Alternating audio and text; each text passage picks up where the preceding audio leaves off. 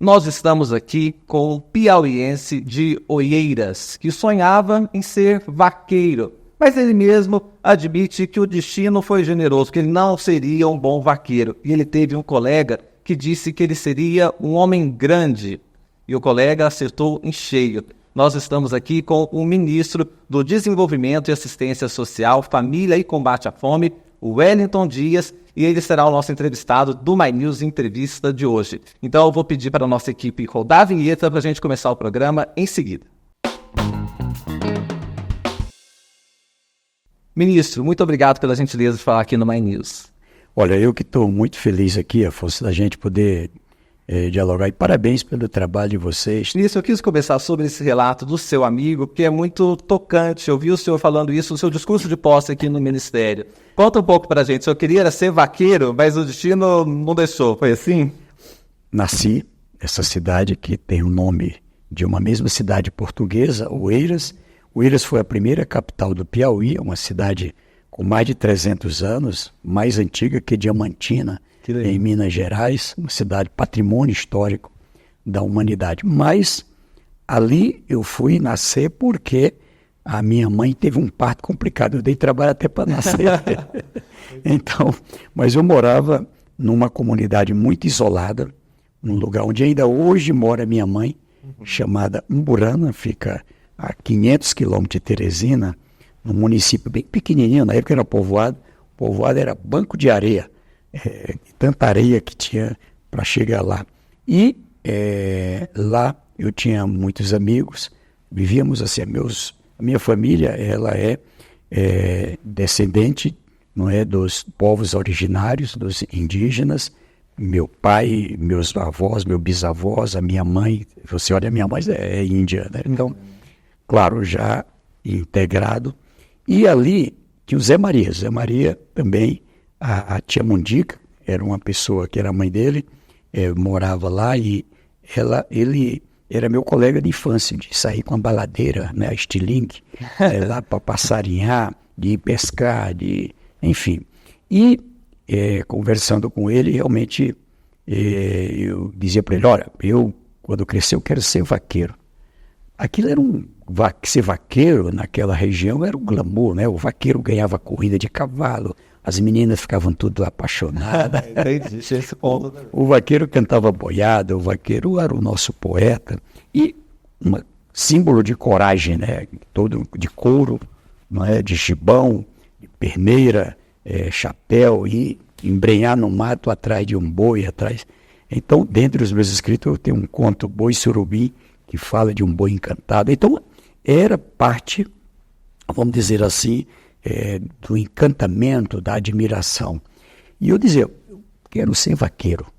Tinha o Chico Preto, que era um vaqueiro símbolo da região, ainda hoje vivo, e o Zé Maria dizia, você não leva jeito, você vai ser uma pessoa muito grande, muito grande. Bom, quis Deus que tivesse aí grandes missões e responsabilidade. Pequeno, mas com grandes missões. Grandes missões. Ministro, eu estava aqui cobrindo a posse do Senado Federal quando o senhor assumiu, porque o senhor é eleito senador, está licenciado para exercer aqui o ministério.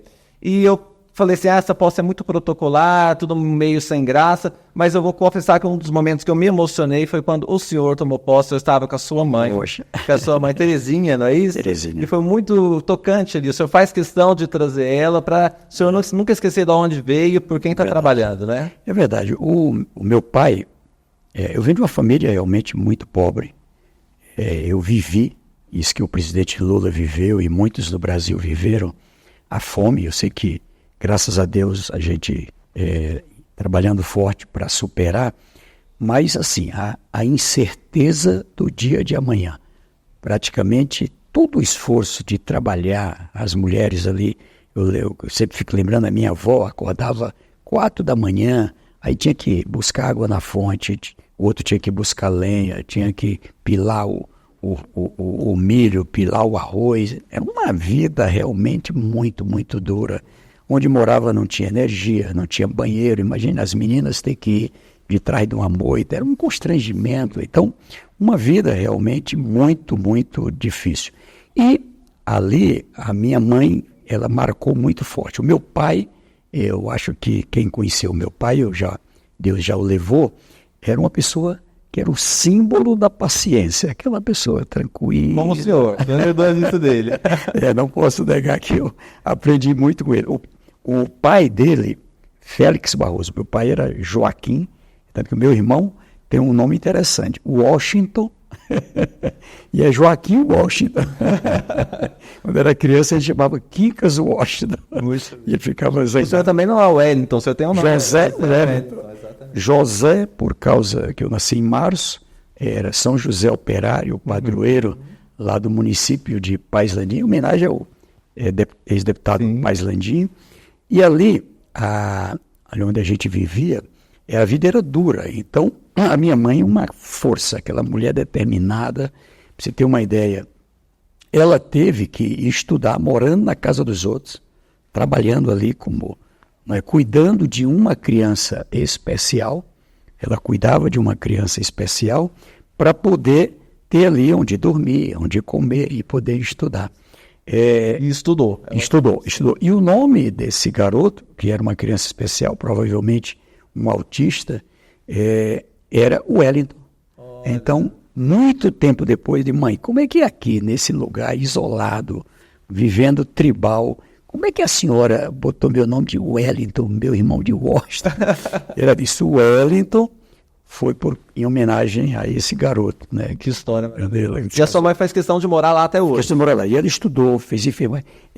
Veja só, eu sou apaixonado por educação com o uso da tecnologia, tanto que no meu estado, foi o primeiro estado brasileiro a ter educação técnica, o Piauí em todos os municípios, educação superior em todos os municípios, com tecnologia, né? Agora a gente está sendo um estado tecnológico do Brasil, com fibra ótica, com internet de alta velocidade. Nós estamos prontos lá para 10G, tá certo? E isso se deveu muito à influência também da minha mãe. Ela fez o primário, o ginásio, em Itainópolis, uma cidade lá. Depois veio, quando ela se casou, morar onde moravam os pais, essa região do Vale do Fidalgo. E ali ela fez o projeto Minerva. Você é muito novo, não se lembra, mas era educação pelo rádio. Então ela botava o rádio na mesa, ficava ali com lápis, eu ficava olhando ali, ela tomando a nota e tal. Aí de vez em quando ia a Simplício Mendes, que era uma cidade próxima, Oeiras, onde tinha a aula presencial. E fez um curso de auxiliar de enfermagem através do rádio. Eu digo, poxa, se pode com rádio, imagine com imagem, imagine com internet. Então a gente pode muito mais. E ela virou uma verdadeira, era médica, porque o médico ia lá uma vez por ano. Meu Deus do céu, nem é por mês. Era no festejo. Era no festejo lá, doutor Paulo. Não, ela era a referência do pessoal. Ela era a referência. E o doutor Antônio me confessou, era um médico de simplesmente, olha, uma vez sua mãe passou aqui uma medicação para uma pessoa, mas ele disse, mas vai lá em doutor Antônio, que eu não sou médica não posso receitar não. Aí ele levou, e o doutor Antônio só fez assinar embaixo. Estava tudo certo. Tudo certo.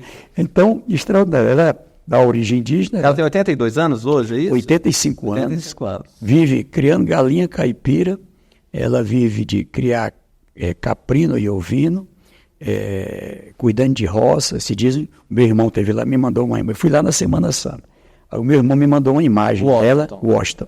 Meu irmão deu uma mensagem, uma imagem, ela cuidando das abóboras lá, brigando, porque os animais estavam entrando, tinha que consertar a cerca. Que energia que ela tem. Você vai lá de quando? Eu estive lá agora na Semana Santa, foi interessante. Eu peguei todos os meus filhos e netos, noras, vocês agora vão conhecer minhas origens. Eu botei dentro de uma van, e aí a gente parou em Oeiras, foram conhecer minha cidade, depois fomos lá para o município de São Miguel do Fidalgo e Umburana, que é essa região.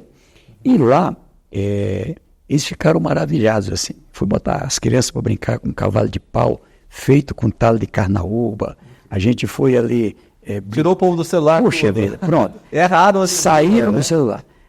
Depois os meus filhos mandaram para mim, eu tenho 4 netos, aí me mandaram lá, a redação deles falava só disso. Não, era marcou. Primeiro dia de aula, a redação. Ministro, Essa origem do senhor é muito importante para a gente entender o ministro Wellington Dias hoje com os desafios que tem. O presidente Lula, quando assumiu esse terceiro governo, ele se emociona, e é emocionante mesmo quando ele fala que ele vai sentir como missão cumprida se, ao terminar esses 4 anos de governo, as pessoas estiverem fazendo as 3 refeições por dia, almoçando, jantando e tomando café da manhã. Parece uma coisa tão básica, só que não é a realidade do Brasil e a fome tem aumentado. O senhor que é dessa base, tem sua mãe que está lá, o senhor vive essa realidade. Esse desafio vai ser cumprido? É possível chegar nesse objetivo de dar dignidade para as pessoas? Olha, como é bom poder dizer o que eu vou dizer. Sim, nós vamos novamente tirar o Brasil do mapa da fome. Com o presidente Lula, presidente do Brasil, já tiramos o Brasil do mapa da fome. A partir do Fome Zero, que ele lançou em 2003, o ministro Graziano, depois Patrus Ananias, Tereza Campelo, Marcelo Lopes, pessoas que passaram por aqui. E em 2014, a FAO, que é quem faz essa medição mundial, viu que durante 3 anos o Brasil tinha abaixo de 2,5% de população na insegurança alimentar e deu ali o Brasil como um país em segurança alimentar, ou seja, fora do mapa da fome. Infelizmente desmantelaram todo esse sistema único de segurança alimentar, o SUAS, Sistema Único da Assistência Social, cofinanciamento, governo federal, estado, município, tudo isso desmantelou, os programas, PAA, tudo isso foi ali para lata do lixo, vamos dizer assim. E o resultado, cresceu a pobreza, cresceu o desemprego, cresceu a pobreza, cresceu a extrema pobreza e cresceu a fome. O Brasil voltou, o presidente Lula assumiu e encontramos ali no pico, em 2022, pesquisa da rede Pensan, 33 milhões e 100 mil pessoas com fome grave. Fome grave é aquela que ameaça a vida. A comprovação de 700 mil pessoas, aí boa parte crianças, que morreram de desnutrição como causa. Então, num país, veja só, quando eu era criança, quando eu vivia ali a minha adolescência, nessa situação, também o Brasil não era capaz mesmo de produzir alimento para todo mundo. A fome, ela era estrutural, não havia produção de comida suficiente para todo mundo. Mas hoje não. Hoje o Brasil produz muito mais do que é capaz do que o consumo. Então a gente tem que organizar. Organizar significa, é o que estamos fazendo aqui. No Ministério do Desenvolvimento Social, eu tenho aqui a responsabilidade, sob a confiança do presidente Lula, de coordenar a CAISAN, que é a Câmara Interministerial de Segurança Alimentar e Nutricional. São 24 ministérios integrados com estados, com municípios, com entidades, com empresários, com vários organismos internacionais, enfim. E lançamos assim, com planejamento, o Brasil Sem Fome, aprovado em conferência, aprovado na tripartite, e o plano de redução da pobreza e o plano da promoção da dignidade. Veja que o presidente diz, a fome não é só comida e nem é só renda.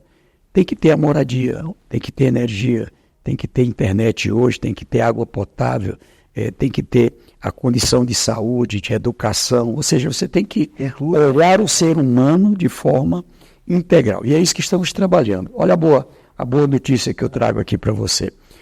Fechamos o ano de 2023 com uma redução de 74% na insegurança alimentar grave, na fome, tá certo? Na fome grave. Comparado com o ano passado. Comparado com o ano anterior. 24 milhões e 400 mil pessoas que não faziam as 3 refeições, passaram a todo dia fazer as 3 refeições. Que estavam desnutridos, passaram a ser uma pessoa com a nutrição regularizada. Lembra do Yanomami? Lembro. O couro e o osso. Ali não era só o Yanomami. Você andava a população de rua, andava desse país, enfim. Veja, mas ainda tem 8,7 milhões. Então nós abrimos 2024 indo atrás. A gente esse ano já no buscativo, o presidente quer que a gente vá atrás, onde é que estão? Lá na floresta, lá... Vai esperar vir fazer o cadastro. Não, muitas vezes ir atrás. E nesse ir atrás, a gente trouxe esse ano 1.400.000 famílias que significa cerca de 4 milhões de pessoas, provavelmente muitas delas desses 8,7 milhões. Então, isso aconteceu também, não só, é claro, teve um grande peso. O Bolsa Família transfere um dinheiro, ali são cerca de R$230 em média por pessoa, mais ou menos R$690 por família, que em média são 3 pessoas, são 168 bilhões de reais, os pobres no orçamento, como o presidente disse, mas o BPC, que também aqui são mais 90 bilhões, aqui nós temos mais o chamado benefício rural, lá na minha terra o povo chama aposentadoria rural, que é para aquelas pessoas que chegam a uma idade avançada, não tem previdência, e agora? Então, precisa ter uma assistência. Garantir, por exemplo, que o pescador, que ali no período ele não pode pescar, para proteger a reprodução dos peixes. Então, o seguro-defesa, quando ele recebia, cortava o Bolsa Família. Agora não, para isso aqui é por causa da pesca, aqui é por causa da renda dele. Então, mantém o Bolsa Família. Então, nós melhoramos o programa e o resultado também ele se deu fruto do crescimento econômico. O ministro Fernando Haddad, sob a coordenação do presidente Lula, uma equipe, a ministra Simone, todo mundo trabalhando, o ministro Alckmin ali, da Casa Civil, todo mundo empenhado, todas as áreas, para fazer o Brasil crescer. O PAC, obra, Minha Casa Minha Vida. E o setor privado também, com a nova indústria, apoio aí a vários setores, o Plano Safra. Resultado disso tudo, o Brasil, que em 2023 tinha uma previsão de crescer 0,7%, 0,8%, cresceu quase 3%, 2,9%. Ao crescer, isso abriu oportunidade para mais empreendedores, mais emprego. Nós tivemos ali um saldo positivo de 1.700.000 empregos. Esse ano, o ministro Marinho, nós estamos aqui trabalhando juntos, já vamos aí com 1.088.000 novos empregos, portanto, 2.800.000 aproximadamente, 2023 para cá. E olha só, quem é que está indo atrás dos empregos com esse novo modelo? Que a gente criou um modelo que assinar a carteira, regularizar um negócio, não é mais motivo para perder o Bolsa Família. Então, a moçada foi atrás do emprego. O emprego é para qualquer brasileiro. Mas 71% o ano passado das vagas de emprego é o povo do Cadastro Único do Bolsa Família. E agora, em 2024, 75%. Está aumentando. Está aumentando. A gente já tem 4.630 pessoas do Bolsa Família, do Cadastro Único, com o CNPJ, como microempreendedor, como pequeno empreendedor. A renda é baixa. Sim. E agora você tem assim, a gente mede a renda. Se a renda lá, uma família de 6 pessoas, assinou a carteira, vai ganhar o salário mínimo. Ali eu divido a renda, 1.200 é a renda líquida, por 6 dá 200. Ei, R$200 está abaixo de 218.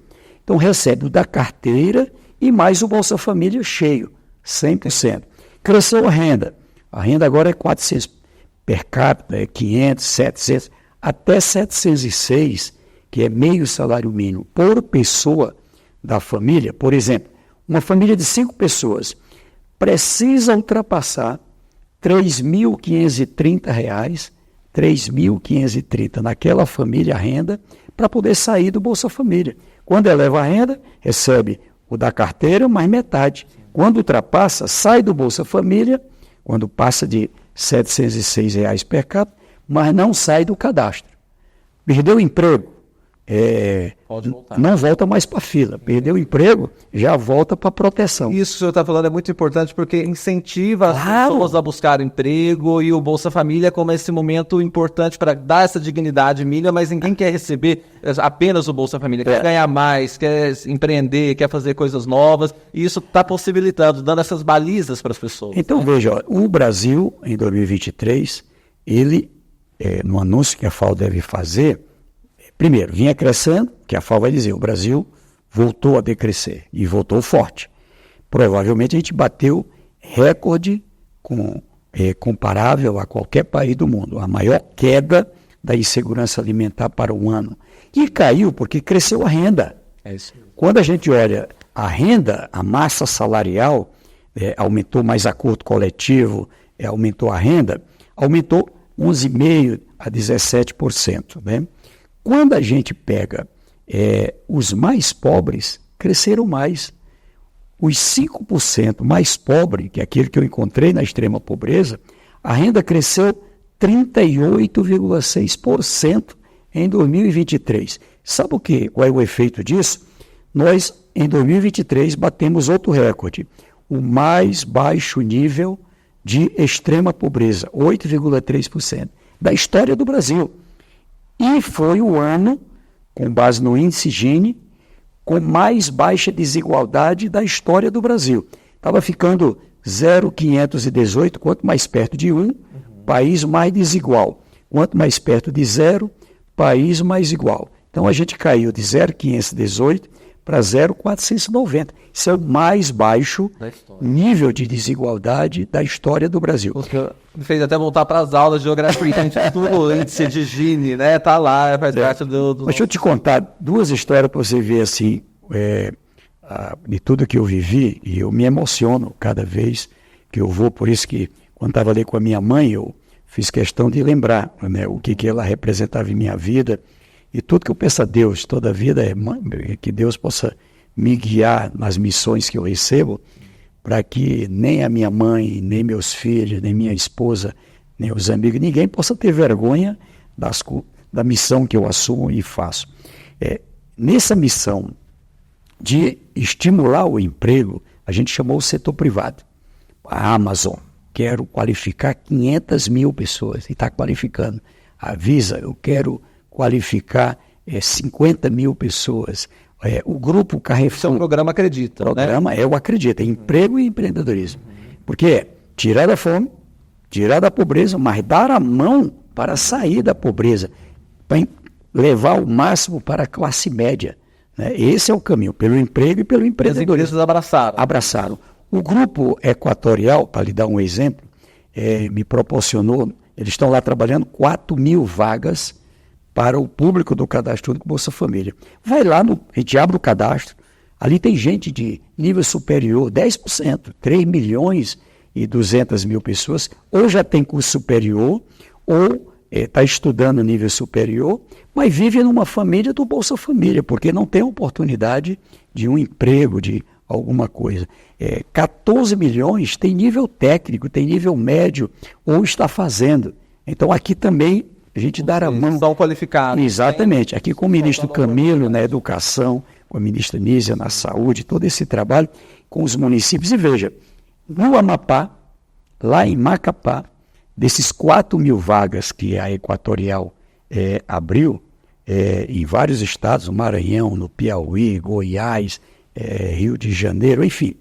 Lá eles pegaram, abre ali, faz uma qualificação, e eu fui lá quando estava na formação de uma turma que eles já estavam assinando as carteiras. E ali uma jovem, mãe, casada, ela, marido e uma filhinha, ela técnica em eletricidade, mas precisava de um aperfeiçoamento e fez. Resultado, assinar a carteira dela e a cena dela. Ela passou a ganhar próximo de R$4.000 e ali, quando a gente divide a renda dela pelos 3, ela sai do Bolsa Família, mas permanece acompanhada do Cadastro Único. E aquela jovem me emocionou, e todo mundo, porque ali na hora que ela foi receber a carteira, ela com a carteira na mão, o cartão do Bolsa Família na outra, e ela deu um beijo no cartão. Me ajudou tanto. Olha aqui, ministro, toma teu cartão agora, porque eu não preciso mais dele. Agora eu tenho minha carteira assinada. Dê esse cartão para alguém que agora está precisando mais do que eu. Veja que coisa maravilhosa. Então, eu acho que isso é fantástico. Fui agora, Fortaleza, com o governador Elmano, com o presidente do BNB, o Banco do Nordeste, que está trabalhando no Acredita. O Paulo Câmara, com toda a direção ali, parlamentares, entidades, 1.500 contratos do Acredita, né, do Banco do Nordeste, ele está fazendo isso em vários estados. E ali, o Banco da Amazônia também já começou, e agora a gente está trabalhando aqui com o Banco do Brasil, a Caixa, o BNDES, porque eu quero uma taxa de juro baixa. O BNB vai de 0,5% a 9% para quem quer empreender. Eu quero empreender. Então eu fui lá conhecer a Patrícia, uma jovem, ela mãe, solo, foi morar com a mãe e Bolsa Família. Aí o busca ativa que a gente faz encontrou essa jovem e a cena dela contando que fizeram um projeto para ela, o banco financiou, e ela contando, olha, pessoal, eu era conhecido como a Patrícia do Bolsa Família. Aí eu aluguei uma cadeira num salão de beleza para poder fazer o cabelo das mulheres. E ali me aperfeiçoei, ganhei um dinheirinho, mas era pouco ainda estava no Bolsa Família. Mas eu já era Patrícia Cabeleireira. Eu agora sou dona de um salão de beleza. Agora eu serei Patrícia empresária. Então, imagina, Patrícia do cartão do Bolsa Família, a Patrícia empresária. Fez uma escadinha perfeita. Fantástico, né? Teve lá uma outra garota, Bruna, se eu não me engano, ela uma churrasqueirazinha vendendo espetinho lá em Fortaleza, num bairro lá em Fortaleza. E aí, com a prefeitura, com o governo do estado, se viabilizou lá um ponto para ela, o banco financiou. Ela queria o quê? Ter uma barraquinha, ter ali um freezer, poder ter ali uma bebida, ter um suco, ter ali os espetinhos dela e ter as cadeiras, né? O sonho dela era as cadeiras, eu quero a mesa com as cadeiras para o povo poder comer um espetinho ali sentado. E aí, resultado, ela agora também, até disse que vai botar na placa lá, empresária do espetinho. Muito bom. Ministro, essas histórias são muito importantes, são fantásticas. E eu queria fazer um registro aqui, antes que eu me esqueça, assim, admirando muito a memória do senhor. O senhor fala os números com uma desenvoltura, milhões, aqui o senhor tem uma memória ainda. Eu ainda, criança, meus 12, 13 anos, 11, 12, eu dava aula. Então, tá vendo? Eu poder ganhar o da merenda para comprar um pirulito, para comprar ali. Diz que os que dão aula, os colegas, são os que mais aprendem. Então, todo professor pode acreditar e testemunhar como eu. Sim. Você, para poder ensinar, você termina aprendendo mais, né? Então, eu dava aula de matemática, aula de redação, de português, para poder a gente ali ajudar os outros colegas. Aliás, foi daí que eu virei torcedor do Cruzeiro, porque o Oeiras tinha um Cruzeiro, era o Oeirense Cruzeiro, e eu era torcedor do Cruzeiro. Aí, Cruzeiro lá do Piauí. Lá do Piauí, da cidade de Oeiras, tem uma cidade histórica, a matriz, o símbolo, e ali esse time lá a vida inteira. E eu dando aula para um amigo, Gilberto, ele teve uma paralisia, foi se tratar em Belo Horizonte. Quando voltou, me deu uma camisa do Cruzeiro de Minas Gerais. Você sabe que eu sou mineiro. Eu não tinha. Então, E eu não tinha nenhum time. Então eu tinha vários amigos lá. O Aécio é do Cruzeiro, o Ares Guia é do Atlético. A gente assistia jogo. Nossa, mãe, era confusão. Meu pai. O Reinaldo. Sim. Reinaldo do Atlético, meu amigo, não é, meu companheiro. Aí ele dizia: Wellington, tu é gente boa, Wellington. Mas tem que ser galo, rapaz, é de Cruzeiro. O meu pai, quando eu disse para ele que eu ia entrevistar o senhor, ele falou, não, mas o Wellington Dias é cruzeirense. Não, você está errado, vai perguntar isso, é pura verdade, o senhor é cruzeirense. Mas tu sabe que eu sou dono de um time de futebol. É? KLB. Olha só. KLB, Quilapa de Bucho. Essa banda, não tem a banda da KLB? Mas é Quilapa de Bucho. O senhor joga um pouquinho? Jogo.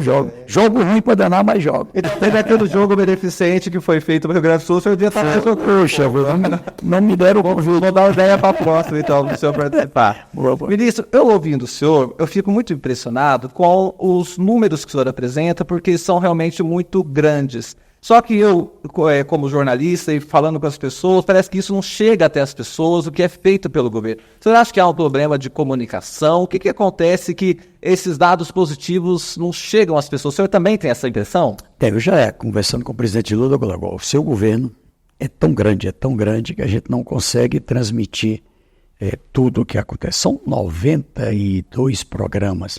Tanto que, por exemplo, aqui, são 46 programas integrados direto com o cadastro. Além do Bolsa Família, do BPC, Farmácia Popular, tem o Auxílio Gás, aqui tem o Pé de Meia, ou seja, são vários, regularização da casa, Então, recebe a casa quitada. Quem tinha casa teve a quitação porque está no cadastro Bolsa Família ou no BPC. Então, é muita coisa. Então, aqui a gente trabalha, tirar do mapa da fome. Aqui tem vários programas, o PA Leite, alimentação escolar, além da transferência de renda, redução da pobreza, qualificação profissional, crédito, acredita, vários programas que a gente trabalha também, a promoção da dignidade, é isso que eu falei. Mas o que falta para chegar? Então, veja, eu acho que a gente precisa fazer com que em cada estado a gente tenha a condição de ter todas as lideranças ali dominando o que são esses programas e, é claro, uma comunicação também que possa ser mais regionalizada. Eu sou a comunicação nacional, mas também a comunicação com esse foco regional. O meu estado, por exemplo, são 60 bilhões, o Piauí, de investimentos, tá certo? Quando eu chego lá em São Paulo e eu digo, olha, só o nosso ministério, só do Bolsa Família, do BPC, do Auxílio Gás, estamos colocando para São Paulo esse ano 33 bilhões, todo mundo, puxa, isso tudo? É isso tudo mesmo, entendeu? É um pobre no orçamento, como prometeu o presidente. Ô ministro, aí eu queria perguntar para o senhor, porque na verdade tem saído uma série de pesquisas de opinião em relação à avaliação do governo. E teve a imprensa divulgando que o governo estava piorando, etc. Agora, uma bem recente, foram duas, na verdade, mostrando uma melhora do presidente Lula e da avaliação do governo, fora até, inclusive, da margem de erro. Este ministério aqui tem uma responsabilidade em relação a isso, porque é um ministério vitrine do governo, é um dos maiores orçamentos e é o que chega muito na ponta também da sociedade. Exatamente. É claro que a melhora ela se deve a 3 fatores, na minha opinião. O número 1 é o próprio presidente Lula. A força do próprio presidente, ele hoje é um líder respeitadíssimo no Brasil e no mundo e tem uma capacidade de comunicação realmente extraordinária. Agora, junto a isso, um projeto. Ou seja, eu que estou acompanhando, tenho um olhar de que o primeiro ano, eu acho que a gente, inclusive, pode ter errado, porque ao invés da gente falar do tamanho da destruição, para a partir daí tratar da reconstrução, o Brasil voltou, o Lula voltou. Tá bom, voltou, mas não é 2010, é 2023, com um país que... A herança maldita foi agora? Numa situação pior do que 2003. Sim. Então, eu fui eleito governador quando o Lula foi eleito presidente em 2003. Era uma situação dramática ali, tinha situação de dívida ainda, fundo monetário, aqui na cola, juro alto, inflação alta, era uma situação dramática. Quando a gente volta agora, também... Situação dramática, veja. Muito pior. Muito pior, na minha opinião. Por quê? Porque tem um ambiente, que agora está melhorando, mas um ambiente de muito ódio, de muita disputa. Então, a dificuldade na relação aqui para fazer as parcerias com o Congresso. Mas eu acho que dentro disso tudo, quando a gente olha o que foi aprovado, enfim, dá resultado. O que eu quero dizer, em resumo, eu nunca alimentei expectativa de que a gente ia resolver tudo num estalar de dedo, num primeiro ano. Sim. É uma construção, você tem que... quem vai construir uma casa nova, começar do zero, ela não é simples, não é fácil, exige ali uma série de trabalho, dedicação, ciência, enfim. Agora, a reconstrução, quando uma casa cai, o teto, as paredes, você tem que reconstruir. Reforma mais trabalhoso. Muito mais trabalho. Muito mais trabalho. Então, o Brasil é uma casa velha, desmantelada, com parede caída, com teto caído, que a gente tem que reconstruir. Por isso que eu sempre acreditei, o resultado vem. Ele, lá atrás, em 2003, se você olhar, nós levamos 1 ano e meio para organizar uma base, para poder começar a ter ali um certo conforto nos entendimentos, na relação com os governadores, na relação com os prefeitos, ou seja, na relação com os empresários, na relação com o mundo. E hoje, o Brasil, muito mais cedo, para o tamanho da destruição, está recuperando. Então, isso tem efeito na avaliação. Eu acho que a tendência é melhorar. Agora é que a gente começa a entregar. A minha casa, minha vida.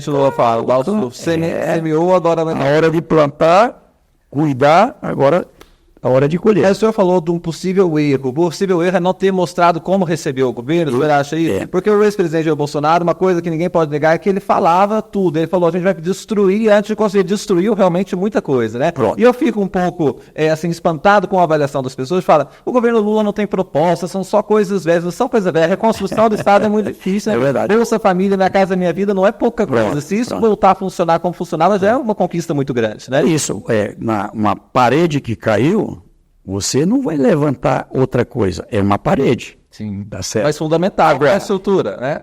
Para poder não cair mais, a gente com a experiência está fazendo melhor. O Bolsa Família, o cartão do Fome Zero foi lançado no meu estado. Lembra daquela família de Guaribas, a cidade mais pobre do Brasil? Recebeu lá o cartão do Bolsa Família no Piauí. Por quê? Porque o Piauí era o estado mais pobre do Brasil. Então eu assumi para ser governador e fui pela vontade do nosso povo lá por 16 anos, fazendo sucessor. Então nós temos lá, agora com o governador Rafael, nós vamos para 24 anos. E veja, ali quando o Lula entregou o cartão do Bolsa Família, entregou para uma família grande, Dona Maria, o filho dela lá recebeu, tinha 8 anos, fruto do Bolsa Família, ele levou o Fundeb com a educação, ensino superior, ensino técnico. Aquele garoto hoje é um advogado com carteira da OAB, casado com uma advogada, e os filhinhos dele já são filhos de uma classe média. Entende? Então, isso aqui é o que aconteceu com milhões de pessoas a partir do Bolsa Família. No Brasil inteiro. E mais, e o Piauí, vou lhe contar aqui, olha, e o Piauí já era o 27º mais pobre, era o pior, hoje já está ali em torno de 16º. Nesta década, o governador lá diz, vamos agora ficar entre os 10 estados mais desenvolvidos. O IDH, quando teve agora, eu estou na força-tarefa do G20, Aliança Global contra a Fome e a Pobreza, você vê o que é o presidente Lula. Ele chega no G20, o G20 é o grupo dos 20, que na verdade são 21 países mais ricos do mundo. E ele chega e diz, eu sei que vocês aqui estão acostumados a discutir coisa dos ricos, sobre Banco Central, sobre câmbio, mas agora nós vamos discutir coisa dos pobres. Porque ele defende uma tese que é correta. Não tem solução para a fome e para a pobreza no mundo se os mais ricos não ajudar os mais pobres. Alguém que saiu na pobreza, como eu, muita gente ajudou. Eu morei em casa de pessoas, eu fui ajudado por muitas pessoas. Todo mundo que saiu um dia da pobreza foi ajudado. Ou assim, com o Bolsa Família, com o programa de educação, com qualificação, foi ajudado por outras pessoas. E o Piauí, agora o PNUD divulgou um estudo, olha só, que fizeram uma surpresa para mim, né? Porque eu sou o coordenador da Força Tarefa, junto aqui com o Mauro Vieira, ministro de Relações Exteriores, com o Fernando Haddad da Fazenda, a gente coordena as 3 tranches aqui, Relações Internacional, Finanças e a parte aqui da Força Tarefa da Aliança Global contra a Fome e a Pobreza, ali para 54 delegações em Teresina, fizemos um entendimento para poder, em julho, agora no Rio de Janeiro, ser anunciado os termos da aliança, e em novembro, no Rio de Janeiro também, a cúpula. Olha só o que eu vou lhe dizer. Pacto contra a fome, né? Pacto contra a fome. Resgatar o acordo da ONU de 2015. E olha só, o PNUD, que é o Programa Nacional das Nações Unidas para o Desenvolvimento, fez um estudo no mundo. Ele queria saber o que aconteceu no século XXI com o IDH. Eles são os organizadores do IDH. Índice de Desenvolvimento Humano, que tem 3 colunas. Desenvolvimento na educação, desenvolvimento econômico, na renda e na expectativa de vida. Então, aqui é mais desenvolvido quanto mais perto de 1. É menos desenvolvido quanto mais perto de 0. Neste caso, é investido do índice Gini. E olha o que eu vou lhe dizer. O PNUD divulgou o relatório, comparando com países, comparando com regiões, estados províncias, regiões do mundo, estados subnacionais, o Piauí foi a região do planeta, do mundo, que mais evoluiu o IDH. E casado com ODS. O Índice de Desenvolvimento Humano do Piauí, quando eu assumi, em 2003, era 0,4, bem pertinho de zero. Era muito baixo desenvolvimento. 0,4 era muito baixo desenvolvimento. Ali, quando chegamos 20 anos depois, 0,71. Nossa. Alto desenvolvimento. Então, quando compara Brasil, Piauí e Índia, a Índia tinha 0,4, subiu para 0,6 alguma coisa. E o Piauí 0,71. Mais do que a Índia. Quando compara Piauí com vários que tinham 0,4, quem realmente se destacou. Então, eu fico feliz porque isso é ciência, não é uma aprovação. Reduziu desigualdade também e saiu muita gente da pobreza. Então, é isso que eu acho que é possível para o Brasil. Porque o senhor já fez no Piauí e sabe que é possível fazer, né? Olha só, o que é que Deus faz? Me bota para cuidar de uma coisinha pequena e depois me bota... A eleição municipal, como é que o senhor vê o cenário lá do Piauí? Quem que o senhor está apoiando? Como é que o senhor vê a situação por lá? Olha, vamos lá. Primeiro, assim, eu digo que no Piauí não se trata... Esse é um erro, muitas vezes, quando um líder se destaca, é danado para ele subir nas tamancas, ficar vaidoso, achar que tudo é ele, porque quando você é prefeito, é governador, quando você, às vezes é parlamentar também, é presidente, fica muita gente no teu ouvido, tu é o bonzão, tu é demais, tu não precisa de ninguém. Se você não tiver cuidado, termina acreditando. Né? Vai ideia. Mas o que é forte é o time. Lá a gente tem uma coisa que eu chamo de time do povo. Primeiro, nunca se descolar do povo.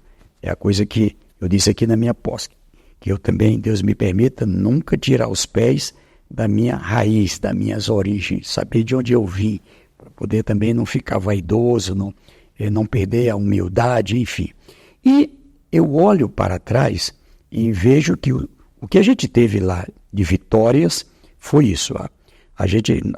Eu tive o privilégio de ser o único brasileiro eleito 4 vezes no primeiro turno. É impressionante. Não é? Então, isso é uma confiança, isso é uma responsabilidade de povo muito grande. Não é? E fui eleito senador 2 vezes, que também é majoritário, com mais de 50%. Teve uma vez que eu fui com 63% dos votos, 67%, sei lá. E sempre fazendo sucessor. Inclusive o Rafael no primeiro turno, o Wilson Martins, por meio ponto, não ganhou no primeiro turno. Agora, da última eleição, esse time do povo, a gente elegeu 8 deputados federais de 10, não é? E elegemos 24 de 30 parlamentares na Assembleia, além de governador no primeiro turno e vaga de senador. Então, o que é que eu quero dizer? Isso aqui é um time que continua unido. Então, lá somos 11 partidos, nós temos lá... 11 partidos juntos? Juntos. Em 2020... a gente tinha 142 prefeitos e prefeitas. Eu acho que agora a gente vai ter 180, 190 do nosso campo político. O Partido dos Trabalhadores vai crescer e os outros também. O Partido dos Trabalhadores tem 50 prefeitos e prefeitas no Piauí. A avaliação que todo esse time faz é que vai para 65, 70, com chance de eleger cidades importantes como a capital, Teresina. O deputado Fábio Novo é um jovem, talentoso, bom articulador, ótimo gestor, cheio de energia, assim que nem o governador Rafael. Mas se engajar na campanha. Claro, então tá juntos lá, todo o time inteiro lá, é o Elton Dias, mas também é o Rafael, é o Lula, é o time todo. Sim. E temos chance de vencer cidades importantes, já administramos Piripiri, acho que a gente tem chance da reeleição, Floriano também, com o Elaia Ajove, é uma mulher também de grande talento lá em Floriano, Parnaíba, uma cidade grande. Litoral do... Parnaíba, o doutor Hélio é nosso candidato lá. Piauí tá pequenininho, mas... lindo, né? Luiz Corrêa também a gente vai ganhar lá. Em Picos, Piauí, é o deputado Pablo. Ou seja com Água Branca lá, o Júnior, com pessoas do PSD, do MDB, do PT, do Solidariedade, ou seja, a chance de crescer. o número de prefeitos e prefeitas, o número de vices e o número de vereadores e vereadoras, que é um alicerce, é uma base importante para 26. Então, eu digo que também é uma grande responsabilidade, não pode errar. É preciso aqui ser coerente nesse elo. E o Estado segue com grande força para desenvolvimento, além de tudo que a gente já trabalhava na agricultura familiar, na agricultura com o médio e o grande, nas indústrias, ou seja, agora o hidrogênio verde, energias limpas, nós já somos nós não éramos nada, já somos o terceiro maior produtor de energia solar, terceiro maior produtor de energia eólica, e vamos estar entre os primeiros do Brasil, transformando energia limpa numa hidrólise, eu aprendi já, com água, né, água que a gente tem excedente, lá na ZPE do Parnaíba, ali produzir o hidrogênio que serve para a agricultura, em vez de usar o hidrogênio do petróleo fóssil, usar o hidrogênio verde. Por que verde? Quando você já viu assim, o foguete que vai ser lançado lá na base e tal, aquela fumaça que você vê quando o foguete começa a levantar, a gente pensa que é combustível fóssil. Não é. Ali é hidrogênio. Pelos tratados internacionais, o foguete queima hidrogênio. É um combustível que, ao queimar, se transforma em quê? Água. Olha que coisa maravilhosa. Então, volta para a natureza. Ou seja, ele é fundamental para a transição energética. E aí, veja, eu já, na COP26, lá na Escócia, celebrei o primeiro acordo para o hidrogênio verde e ali com empresas que estavam participando do setor de energia e outras, e garantimos a condição de agora celebrar. O governador, fui lá com o nosso ministro da Indústria e Comércio, vice-presidente da República, Geraldo Alckmin, ficou encantado, onde a gente celebrou lá o acordo com o governador Rafael e dois blocos de empresa, com apoio da comunidade europeia, onde já tem contrato de compra para a Europa, para a Alemanha. Nós vamos pegar no porto de Luiz Correia navios carregando amônia, que é o hidrogênio, não tem o gás butano que você comprime o ar e ele fica líquido.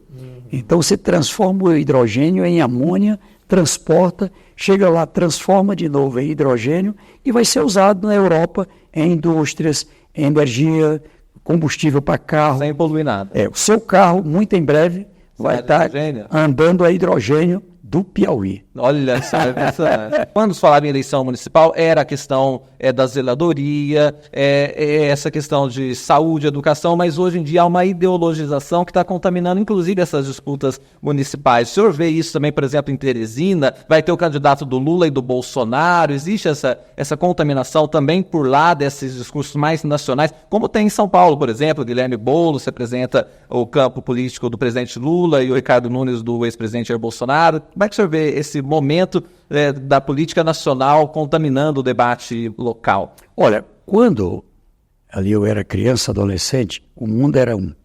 O mundo mudou. Lá naquele meu mundo, era uma eleição ali onde apenas o nível local era parte da decisão. Então era o fulano contra o Beltrano, o lado A contra o lado B. Lá na minha cidade de Oeiras era Tupamaro e Boca Preta. Nossa. Então você tinha que escolher um lado. Boca Preta é porque um lado queria chamar o outro de cachorro, aí para não chamar de Boca Preta. Tupamaro, porque tinha os Tupamaros revoltosos, os revolucionários, enfim, lá da Colômbia. Entendi. Entendeu? Então, isso tudo vinha para lá. Mas a eleição... essa mudança. Mas a eleição era ali no nível local. Uma eleição ainda muito tensa, de xingamento, era quem era que xingava o outro, mais do que o outro, enfim. Isso mudou. Eu já tive o privilégio de ajudar, inclusive, a pacificar. E, olha, ganha quem tem melhor projeto. Agora, voltou de novo um desafio. Um mundo globalizado, a comunicação de alta velocidade, de primeiro lá da Umburana, onde a minha mãe ainda hoje mora, para poder, menino, diga ali que fulano de tal está aqui com dor de parto, vai atrás da parteira.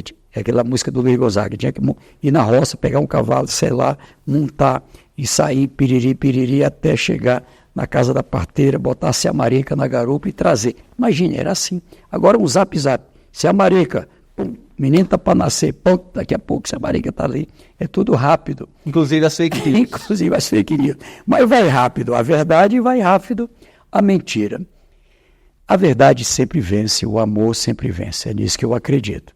Eu acho que muitas vezes quando você faz bala trocada, você responde no mesmo nível.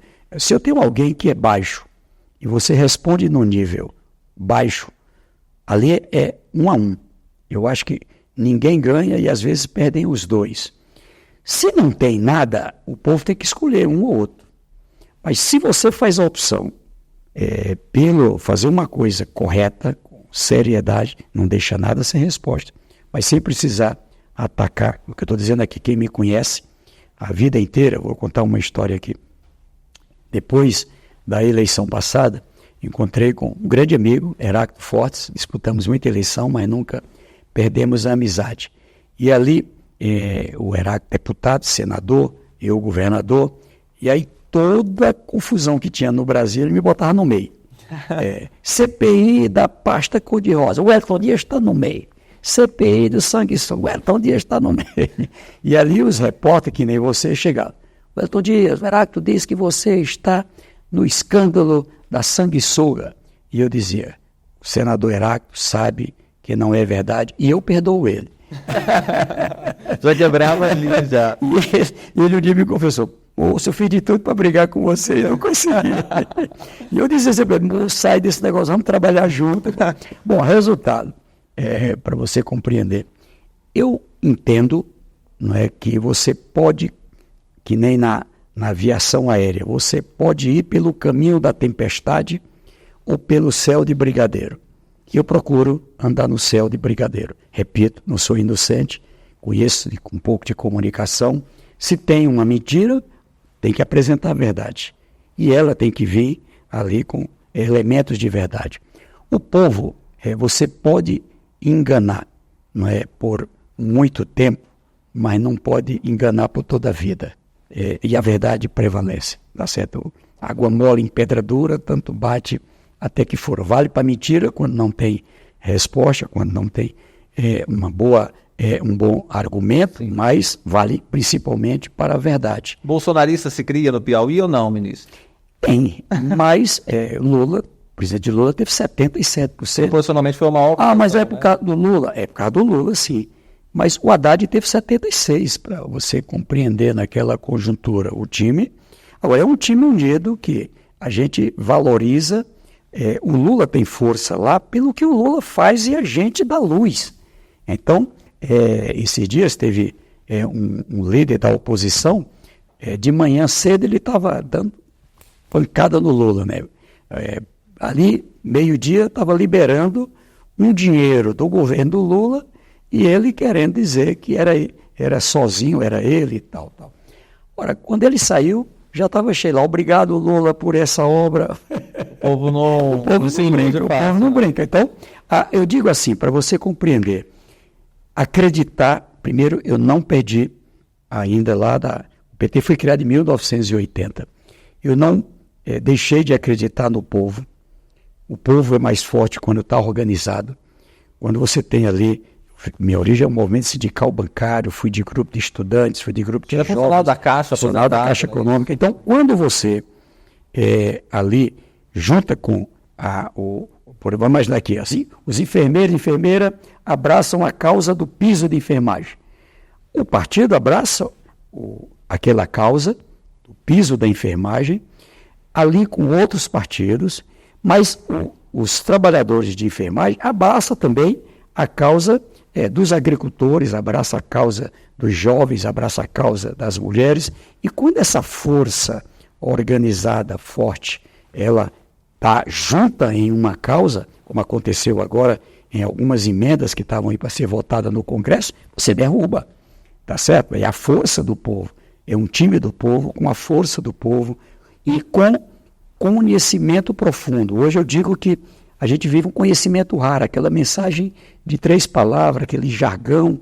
Enfim, quando a gente começa a tratar com profundidade, aí aquilo também cai. Eu defendo isso. Sim. E eu encerro lhe dizendo assim, acreditar no que faz.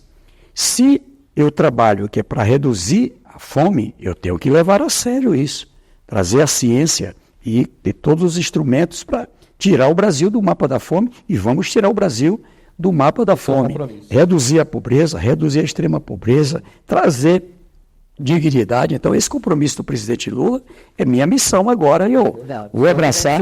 Tem uma equipe muito boa, integrada, independente de partido. Veja, nós celebramos o Brasil Sem Fome com todos os estados, municípios, independente de partido, tá certo? Com as entidades, enfim. Então, estamos trabalhando, não pergunto, o presidente Lula não quer que eu pergunte, votou em Lula ou votou em Bolsonaro? Não, é para o povo, vamos trabalhar. Tem que fazer. Então, esse é o caminho. Queria te presentear esse livro, Tempos de Chumbo, que é da coleção My News Explica, com a editora portuguesa Almedina. É organizado pela Carolina Brito, que é filha do grande fotógrafo Orlando Brito. Aqui tem textos de Rodrigo Pacheco, de Eduardo Suplicy, de José Dirceu, do senador Paulo Paim, enfim. É para o senhor depois... A partir desse livro... Diferentes partidos. Exatamente. Ou líderes, né, de... E que foi uma sessão especial que o Senado fez os 64 anos do golpe militar de 1964. Fantástico. E aí eu queria, ministro... Eu fui da geração... Sim. Da geração que viveu a ditadura. Eu fui anistiado de 6 processos. Por quê? Porque defendia a democracia, defendia a organização sindical. Então, eu fui processado, fui anistiado pela Constituição de 88. Então, ditadura nunca mais. Por isso que é importante. Parabenizo aqui a Carolina Brito, parabenizo aqui também o My News. Não se esquecer, não esquecer, parabéns. E por isso eu queria fazer uma pergunta que aqui nós estamos para essa bela vista para o Congresso Nacional para a Esplanada dos Ministérios, só que no 8 de janeiro aconteceu uma coisa muito triste, que foi a tentativa de golpe. Bem aqui, né? E quem estava aqui pôde ter essa visão lá no Chave, né? Dia da infâmia da história brasileira. Quanto para o senhor Wellington Dias nós estivemos próximos de uma ruptura democrática no Brasil? Muito próximo. Não posso negar. Porque, veja, quanto mais a gente para refletir sobre tudo o que aconteceu, agora mesmo, essa semana que eu estou dando aqui essa entrevista, pessoas espionadas, ou seja, o ministro do Supremo, parlamentares, jornalistas, sendo espionado pelo aparelho do Estado. Era isso que era a ditadura. O meu telefone, na ditadura, era grampeado. Né? Eu tinha alguém que me seguia 24 horas, né? O que comia, o que fazia ali, se estava fazendo reunião clandestina. Então, a mesma coisa. Então, e mais, num dado momento, a participação, aí eu só faço separar.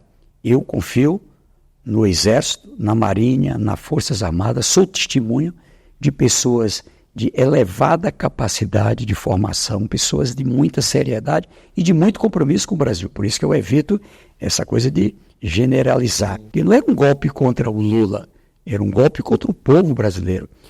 Quando eu fiz aquele percurso, eu fui um dos primeiros a chegar.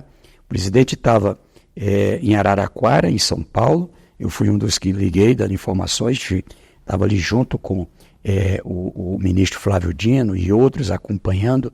Estivemos com ele ali quando fez o primeiro momento de visita ao Palácio do Planalto, depois ao Tribunal de Justiça, ao Congresso Nacional. Ali aquela coisa foi muito, muito simbólica, muito aquela caminhada que ele caminhada. No outro dia, a presença dos governadores. Assim, podemos ter nossa diferença, mas a democracia nos une. Estamos aqui juntos. O que teve de bom é que eu acho que a gente sai ainda mais forte. Acho que a gente sai ainda mais forte. E acho que todos que tentaram fazer, um regime autoritário vão pagar por isso. Já começam a pagar. Para que se saiba que não vale a pena. Que não pode sair fazendo perdão por qualquer coisa. Seja quem for. Doa quem doer, seja o pequeno, o médio ou o grande, seja de qual partido. Eu acho que aqui tem que ter ali, e não precisa fazer nada fora da lei. É com base na Constituição e na lei. Então demora, muitas vezes, chato. O tempo da política não é o tempo da justiça. Não é.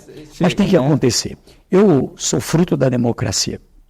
Não seria possível o filho de um caminhoneiro com uma professora de educação fundamental, como a minha mãe, como toda eu falei aqui, agricultora, não é? Ser o que eu fui, vereador de Teresina, deputado estadual, federal, 4 vezes governador, 2 vezes senador, aqui na confiança do presidente Lula, ministro, nas pastas mais importantes, ministério do coração do presidente, como disse ele, a nossa querida dona Janja Lula da Silva, uma pessoa extraordinária, veja o que é a maldade. Eu estou lá, dona Janja, uma pessoa que atuou no social, tem preparação hoje eu sei o papel importante que ela tem como esposa, não é? Mas também como alguém que tem uma compreensão exata do Brasil. Então eu digo que eu não seria, e muitos não seriam, Benedita da Silva não seria uma empregada doméstica chegar, né, a governadora, a deputada federal, enfim, e o próprio presidente Lula, né, filho, né, lá da seca do Nordeste, chegar onde ele chegou, um dos maiores líderes do mundo. Então, eu amo a democracia porque, se a gente parar para refletir bem, ela é boa para o mais rico, mas ela abre oportunidade para o mais pobre. Na ditadura, não. Tá certo? Tudo se resolve na bala. Imagine, o prefeito de Teresina era nomeado, o governador do Piauí era nomeado. Por quem? Por um militar, tá certo? Por um general, por um grupo, enfim. E quem fosse contra, bala, tá certo?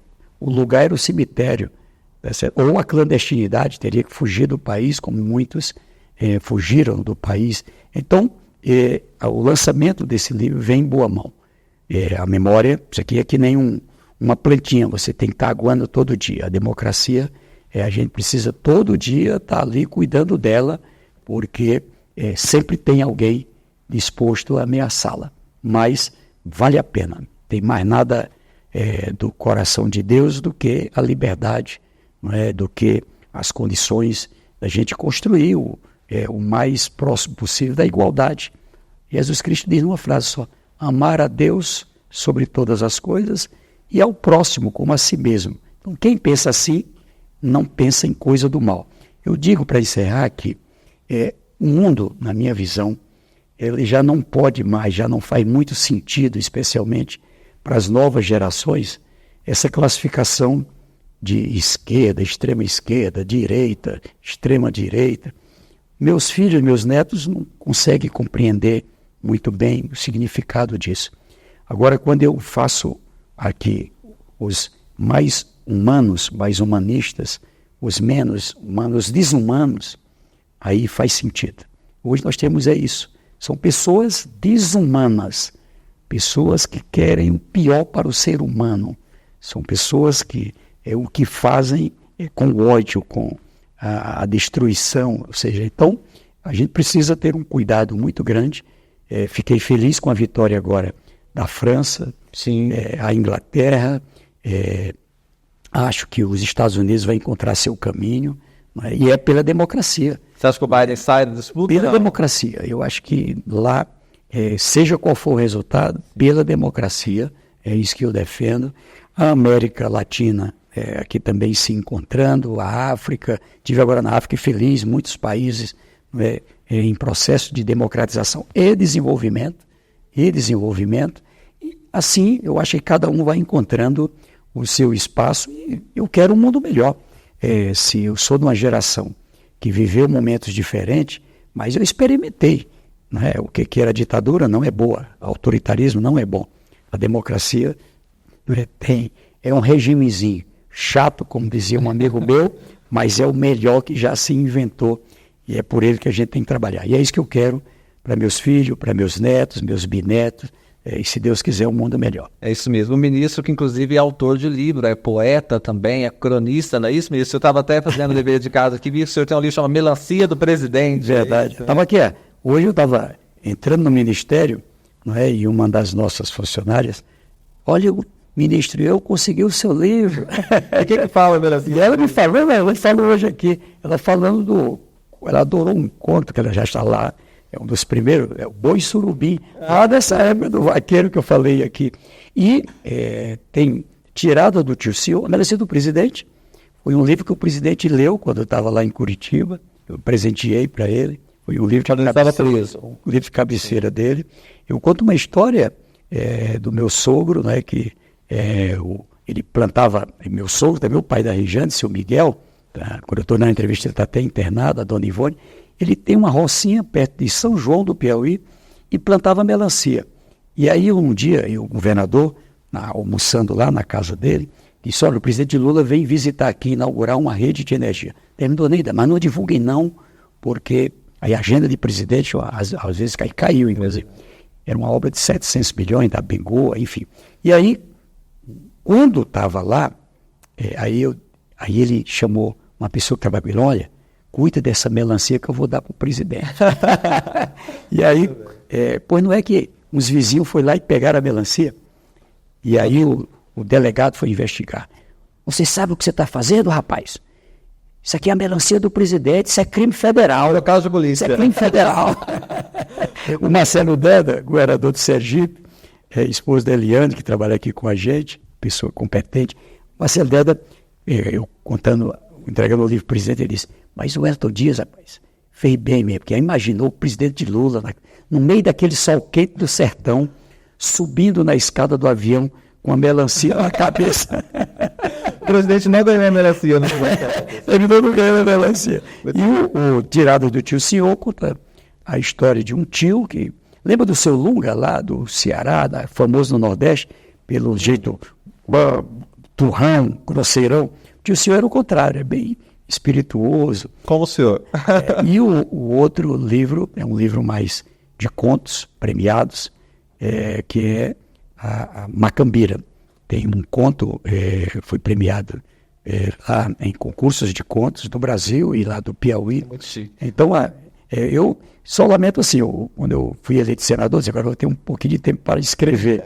Aí vim para o Ministério, a carga está pesando, só estou escrevendo relatório, Mas é isso mesmo. Inclusive, eu fiz o dever de casa, esses livros do ministro Wellington Dias está à venda, inclusive, em Amazon, em lojas virtuais, você pode comprar para ler a melancia do presidente. Obrigado. Só fazer uma referência rápida, o senhor, que é um nome muito importante para o Piauí, escritor, tem também um artista, o Pedro Gui, que é do Piauí, que está fazendo o maior sucesso, né? Ele fez uma exposição aqui no Senado. No Senado Federal, até eu liguei lá na época para a bancada do Piauí, a mãe dele... É um jovem promissor do Piauí. Extraordinário. Né? Aliás, o Piauí tem coisas fantásticas. O Torquato Neto, só quero saber do que pode estar certo, não tenho tempo a perder. Então, o Torquato Neto é o nosso ícone, mas muitos bons escritores. Hoje eu estou na Academia Piauiense de Letras, lá por vontade dos meus confrades, meus pares, e eu posso ali ter a oportunidade de ir mais a fundo, assim, histórias maravilhosas, e juristas, e jornalistas. Mas não deixa de escrever. Continua arrumando um tempinho e escreve. Esses dias eu fiz uma viagem com a minha família, e eu terminei escrevendo umas coisinhas. Tenho muitos contos, escrevi peça de teatro.